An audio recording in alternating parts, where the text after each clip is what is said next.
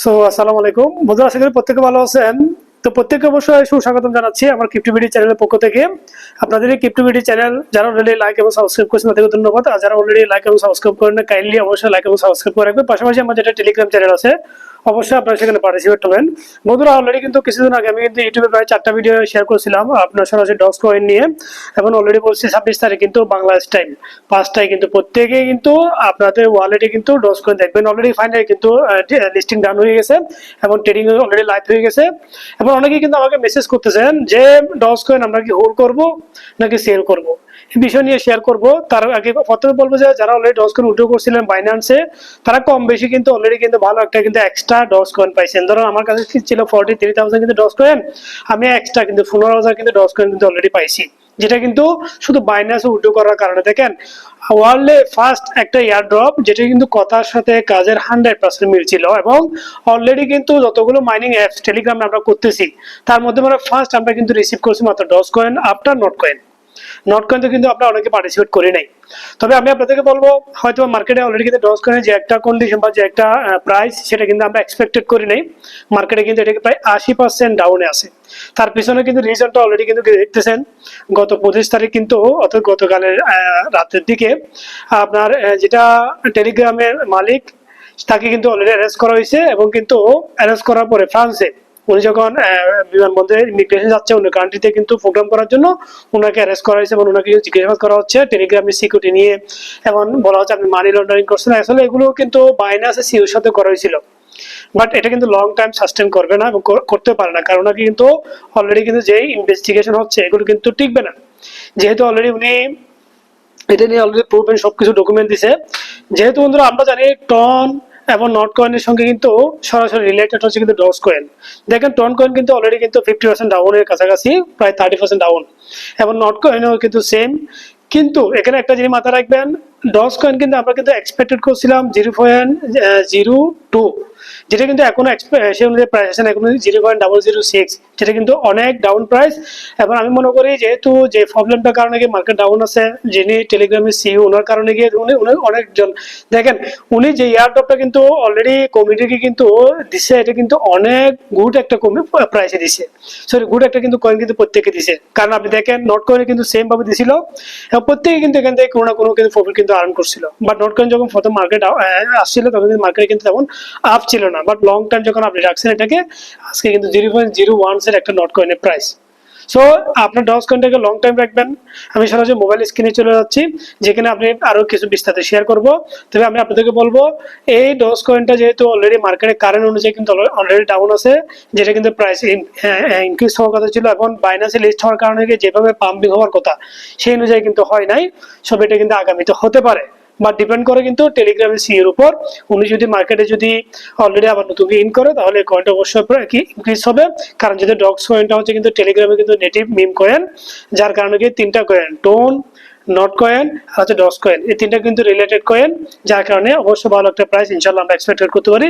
চলুন mobile screen শেয়ারে চলে যাই, আর কিছু বেশি বিষয় আপনাদের সঙ্গে শেয়ার করব। সরাসরি চলে আসি টেলিগ্রামে, যিনি সিইও ছিল ডুরপ, ওনাকে কিন্তু অলরেডি অ্যারেস্ট করা হয়েছিল, এবং অ্যারেস্ট করার পরে কিন্তু আমাদের যেটা ডক্স কয়েনে কিন্তু লোগোটা, বিশেষ করে লোগোটা কিন্তু অলরেডি কিন্তু চেঞ্জ হয়ে গেছে, যেটা আপনি নিচে গেলে দেখতে পারবেন। এই যে এখানে দেখেন, আগে ডক্স কয়েনের লোগো ছিল কিন্তু এটা, এখন কিন্তু অলরেডি ডক্স কয়েন লোগো হচ্ছে এটা, যেটা কয়েন গিকো আমার মনে হচ্ছে সাপোর্ট করতেছে, এবং অলরেডি কিন্তু এটা নিয়ে কিছু অ্যানাউন্সমেন্ট এখানে দেওয়া আছে।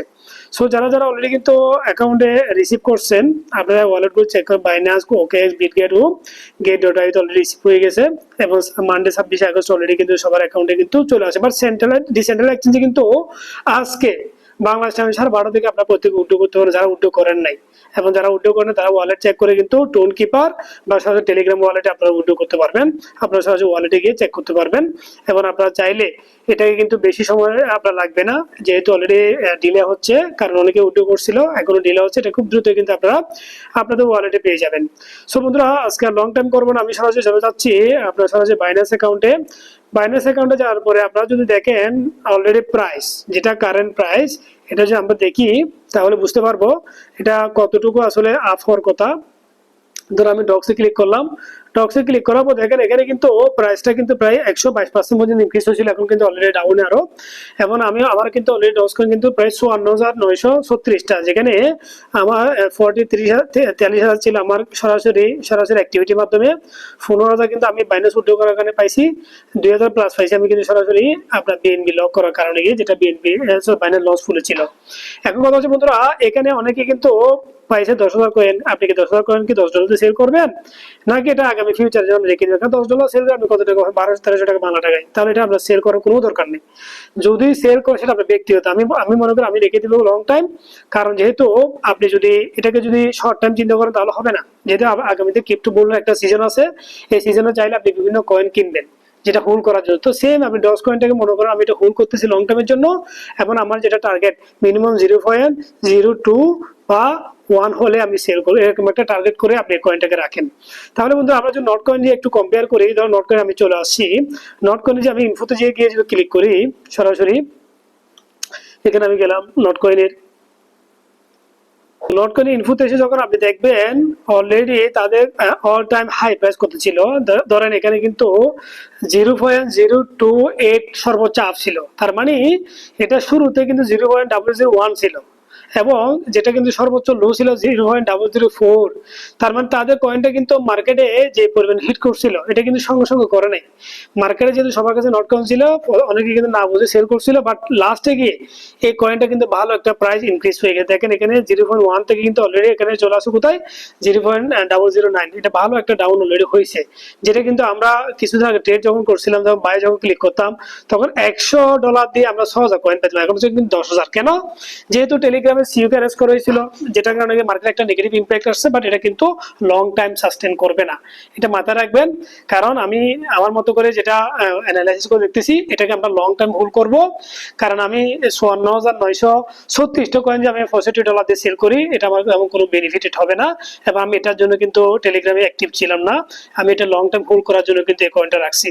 সো বন্ধুরা, ওভারঅল আমি মনে করো আমার যেটা থিঙ্কিং, যেটা চিন্তা ভাবনা, সেটা হচ্ছে কিন্তু এই কয়েনটা যেহেতু অলরেডি আপনার মেজর অনেকগুলো এক্সচেঞ্জে লিস্ট হয়ে গেছে, যদি টেলিগ্রামে সিও যদি সরাসরি ফিল্ড আবার এগেন আসে তাহলে এই প্রাইসটা কিন্তু থাকবে না, এটা চেঞ্জিং হয়ে যাবে। আশা করি কিন্তু আপনারা বুঝতে পারছেন। এখন আপনাদের ডিসিশন, আপনারা কি রাখবেন নাকি রাখবেন না। আমি আমার কয়েনগুলো লং টাইম হোল্ড করবো ক্রিপ্টো বুলরানের জন্য, এবং তখনই কিন্তু আমার টার্গেট অনুযায়ী আমি সেল করবো। মিনিমাম 0.02 হলে আমি সেল করবো, 0.02 না হলে বা 1 না হলে আমি সেল করবো না।